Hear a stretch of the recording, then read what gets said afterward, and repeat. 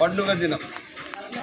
నందమూరి తారక రామారావు గారు ఈరోజు 104వ జయంతి సందర్భమున మనం మహానాడు జరుపుకోవడం ఆనవాయితీ.